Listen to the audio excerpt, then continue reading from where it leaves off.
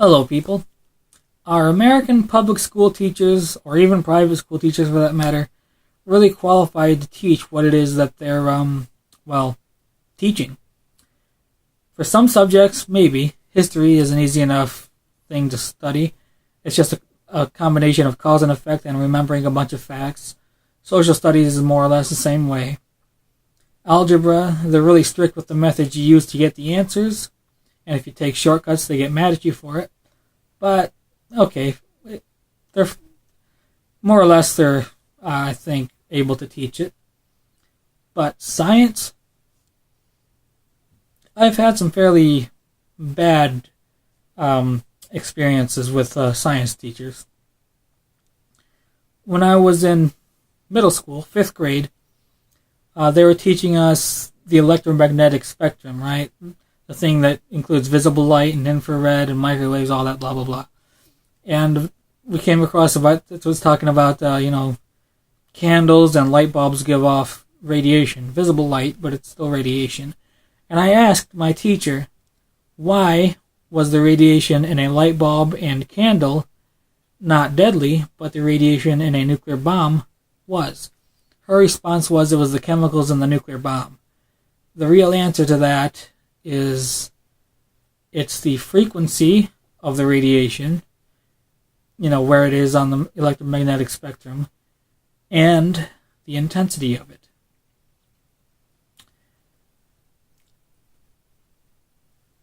When a science teacher can't give you a simple answer like that, maybe they shouldn't be teaching science.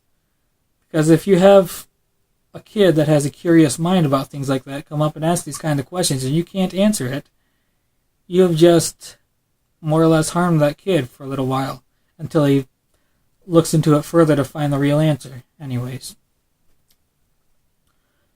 And a similar experience happened to me when I was in the 8th or 9th grade physical science class, where they were talking about the 3 states of matter again for some reason.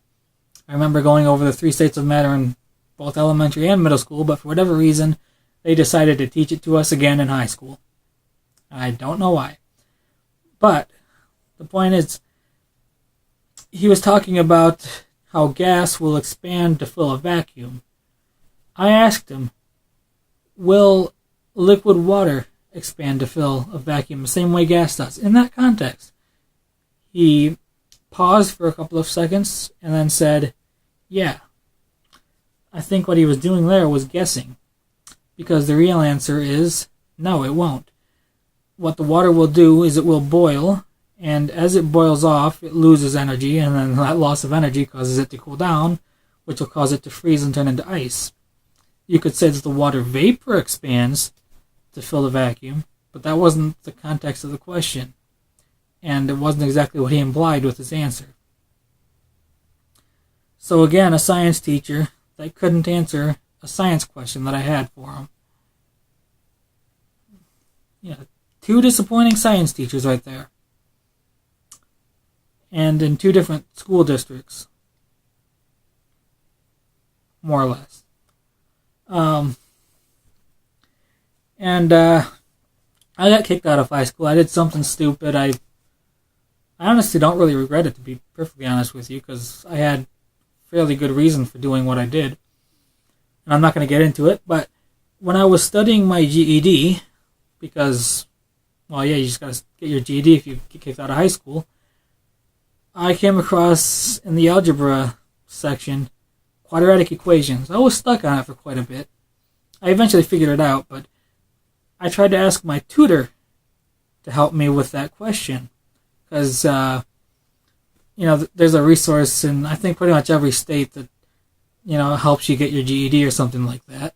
And they all have, like, a tutor there. And there was a tutor there, and, I was on basically 10th grade, 11th grade algebra, something like that. Quadratic equations again.